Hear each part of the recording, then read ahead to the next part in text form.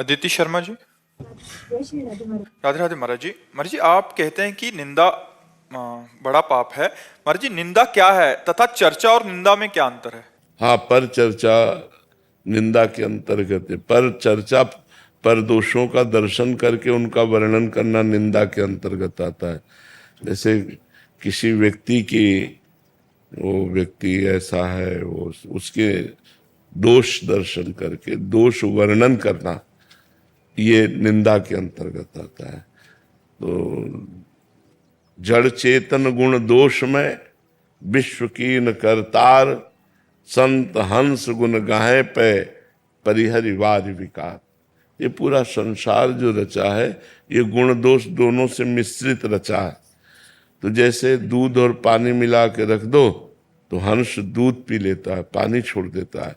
ऐसे अच्छे स्वभाव वाले जो साधक है, वो दूसरों से गुण लेते हैं, दोषों का त्याग कर देते हैं। किसी के दोष अगर दिखाई भी दिए तो सोचते मेरे भगवान की माया है। वो वर्णन नहीं करेंगे कि वो ऐसा ऐसा ऐसा।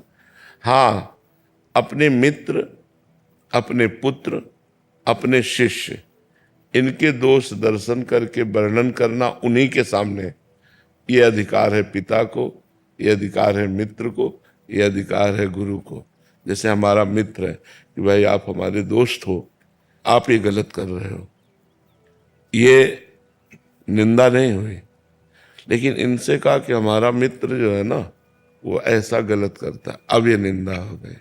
डायरेक्ट बात करो, जिसकी गलती है उससे डायरेक्ट, तो निंदा नहीं मानी जाएगी।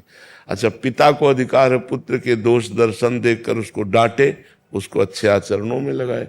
ऐसे शिक्षक गुरु को अधिकार है कि अपने शिष्य के दोष दर्शन करे, उसके दोषों का निवारण करे। लेकिन अपने लोगों को जो साधना में रहता है, वो जहाँ दोष भी दिखाई दे तो भगवान की माया के दोष है, और भगवान को सब जगह मानकर प्रणाम करे, किसी की निंदा ना करे। क्योंकि हमारे आचार्यों ने, महापुरुषों ने कहा, पर निंदा के किए ते आवत नहीं कछुआत, मूर्ख पर्वत पाप को ले चल अपने साथ। जो दूसरों की निंदा करते हैं, हाथ तो कुछ आता नहीं, उसके पाप की पोटरी अपने सिर पर लाद कर नरक को जाते हैं। तो हम ऐसा काम क्यों करें? दूसरे की निंदा करने से अपने में पाप आ जाता है। निंदा जिसकी कर रहे हो उसका, और अपना पुण्य उसके पास चला जाता है। इसलिए पाप भरी बात, किसी की निंदा न करे, किसी के दोष दर्शन न करे। दोष दिखाई भी दे तो हरि जाने, हरि का काम जाने। ये सृष्टि उनकी है, हमको प्रणाम करना है। समीर जी। राधे राधे महाराज जी कई बार ऐसा लगता है कि समस्त प्रयास करने एवं प्रभु की आराधना के बाद भी संभवतः प्रभु कृपा नहीं मिल पा रही, मन व्यग्र हो जाता है, अपेक्षित परिणाम नहीं मिल पाता, तो ऐसा प्रतीत होता है जैसे किनारे कर दिया हो। अभी पाप भस्म नहीं हुए, पाप नष्ट नहीं हुए, अभी इतना भजन नहीं हुआ कि पाप नष्ट हो जाए, इसलिए ऐसा प्रतीत होता है। और भजन करो, अभी भजन किया ही क्या है? अनंत जन्मों के हिसाब किताब बकाया है। अभी क्या 2-4 माला भजन कर लेना, इससे माया के ऊपर थोड़ी विजय प्राप्त कर लोगे। माया के ऊपर विजय प्राप्त किया जाता है, रात दिन अंतर चिंतन चल रहा है। बाहर से कुछ न करो, बिल्कुल कुछ बाहर से न करो, और अंदर भजन कर रहे हो तो सब कुछ हो गया। और ये सब कर रहे हो और अंदर भजन नहीं हो रहा, तो फिर बात नहीं बनेगी। अंतर में भजन शुरू करो, राधा राधा राधा राधा, चमत्कार प्रकट हो जाएगा, अद्भुत चमत्कार प्रकट हो जाएंगे, जो आप खुद अनुभव करोगे जीवन में कि जो मैंने किया और अब जो कर रहा हूं, इसका फल क्या है। नाम जप में लगो, अधिक से अधिक अंदर ही अंदर, अंदर ही अंदर नाम जप, चमत्कार प्रकट हो जाएगा। जो कामनाएं तुमको दुख देने वाली है, वो मांगोगे भी तो भगवान पूरी नहीं करेंगे, और जिससे तुम्हारा मंगल होगा वो बिना मांगे भी कामनाएं पूरी कर देंगे।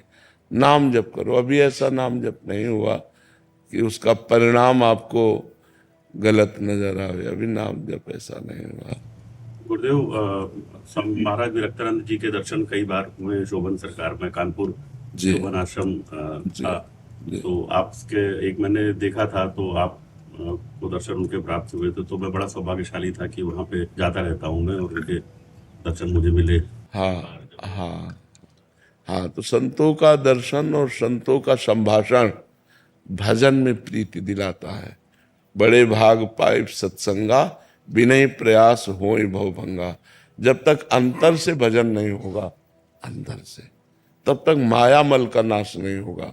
और जब तक माया का नाश नहीं होगा, तब तक कभी दुख, कभी सुख, कभी दुख, कभी कभी मान, कभी अपमान, कभी हानि, कभी लाभ, ये जन्म मृत्यु, ये सब चलता रहता है। यही द्वंद्व चलाते हैं। खूब अंदर अंदर जपो, जो नाम तुम्हें प्रिय हो, अंदर ही अंदर उसे जपो, जो नाम अच्छा लगे। जी कृष्णपाल जी, श्री हरिवंश महाराज जी। महाराज जी, अभी आपकी जो पूज्य राजेंद्र जाट जी महाराज जी के साथ चर्चा हुई थी, जिसमें पूज्य महाराज जी ने बोला था कि गुरु प्रदत्त जो नियम है वो कर लीजिए, मंत्र जैसे 11 माला दिया है, उसके अलावा नाम जप कर सकते हैं। बट अभी क्या साधकों को, जैसे इनको ही वो है संशय है कि महाराज जी पहले तो 11 माला से ज्यादा भी कर लेते थे, 20 कर लेते थे, अभी ऐसा मन में हो गया कि गुरु प्रदत्त 11 माला ही करनी है, उसके नहीं, अलावा वहाँ संतों की बात को समझना चाहिए। जैसे नाम की महिमा चल रही है, हमारा नाम प्रेम अधिक है। उन्होंने देखो प्रसंग भी कहा था कि एक संत थे जो राम राम राम राम जपते थे, और 1 अरब नाम उन्होंने जपा भगवान का, तो भगवान का साक्षात्कार हो गया। इतना मतलब रात दिन। पर उन्होंने गुरु नहीं बनाया था, तो सब संतों ने उनसे कहा कि आपने गुरु नहीं बनाया, निगुड़ा हो, भले आप भगवत, लेकिन संत समाज में तो गुरु। तो उस समय जिन महापुरुष का प्रकाश था, उनकी शरण में गए, तो वो निम्बार्क संप्रदाय के थे, तो उन्होंने उनको मंत्र दिया। अब गोपाल मंत्र बड़ा मंत्र, अब 10वें वर्ष का अभ्यास, राम राम राम राम राम राम राम राम राम। तो रो पड़े चरण पकड़ करके, महाराज जी अब हमारा अभ्यास तो राम राम का है, और गुरु मंत्र आप इतना बड़ा दिए हो, अब वो कैसे चल पाएगा, क्योंकि हम राम राम छोड़ना भी चाहे तो नहीं छोड़ सकते, वो हमारे बस गया। तो उन्होंने कहा कि आप थोड़ा गुरु मंत्र जप लिया और फिर राम नाम जप। तो वो बात किस बात पर कही गई, उसको समझना चाहिए कि उनकी राम नाम में प्रबल आसक्ति थी, तो कहा कि थोड़ा गुरु मंत्र जप लो। तो जैसे जो साधक है, अब उसका राधा नाम में बहुत प्रेम हो गया, अब कहा जाता है गुरु मंत्र भी जपो, तो फिर बोले गुरु ने जो कहा है उतना तो नियम पूरा कर लो, हर समय फिर राधा राधा रटते रहो। और अगर आपका हर समय गुरु मंत्र चल रहा है तो उसे रोकने की जरूरत नहीं है। आप 50 माला गुरु मंत्र करते हो तो उसे कम करने की जरूरत नहीं है। वहां बात को समझना, संतों की बात को समझना चाहिए।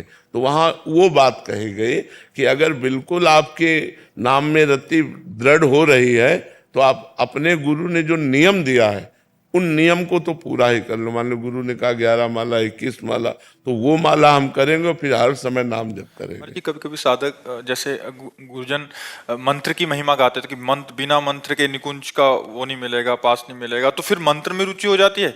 मतलब ऐसा लगता है यार नाम छोड़ के मंत्र को ज्यादा करना चाहिए, कभी नाम में रुचि हो जाती है। साधक की एक कोटि होती है। जब आप अच्छी साधना में पहुंचोगे तो आप गुरुमंत्र में ही टिक जाओगे, अधिक समय गुरुमंत्र में ही आपकी स्थिति रहेगी, क्योंकि गुरुमंत्र ही स्वरूप संबंध प्रकाशित करता है। नाम जप की कृपा से गुरुमंत्र मिलता है, और गुरुमंत्र की कृपा से स्वरूप संबंध, सेवा संबंध, जो हमारा प्रिय दास्य भाव, वात्सल्य भाव, सख्य भाव, गोपी भाव, सहचरी भाव, भाव संबंध जो है वो मंत्र से प्रकट होता है। अभी ये बात सुन लेंगे तो कोई कुछ साधक हैं वो 1-1 लाख नाम जप करते हैं, अभी वो हमारे पास फिर आते हैं, बाबा अभी महाराज जी ने बोल दिया, अभी दिमाग में वही घूम रहा है। हाँ, तो बात समझना पड़ेगा ना। अगर मंत्र में बिल्कुल तुम्हारी रुचि नहीं है और नाम में रुचि है, तो आप 11 माला मंत्र कर लीजिए और निरंतर नाम कीजिए। बात और बराबर अगर रहेगी। हाँ बिल्कुल बात वो ऐसे ही बनेगी। और अगर आपको रुचि हो रही तो फिर गुरु आज्ञा का पालन करके निरंतर मंत्र में चलो। अपवित्र दशा में केवल नाम जप करो और पवित्र दशा में गुरु मंत्र जप करो, आपका कल्याण हो। उसमें ना फिर क्या होता है महाराज जी, नाम को छोड़ के मंत्र में गए, अब मंत्र में कुछ दिन बाद दिन नहीं लगा, फिर ना इधर के रहे ना उधर के हाँ रहे, नहीं, ऐसे हो ऐसा रहा है नहीं, महाराज। ऐसा नहीं। और फिर बाद में आते हैं कि पहले तो नाम तो 50,000 हो जाता था, अभी मंत्र को प्रयास किया बट मंत्र अभी 15 या 20 माला से हो बस 15-20 माला कर लो और वो निरंतर नाम जप करो। हाँ उसी से मंगल हो जाएगा।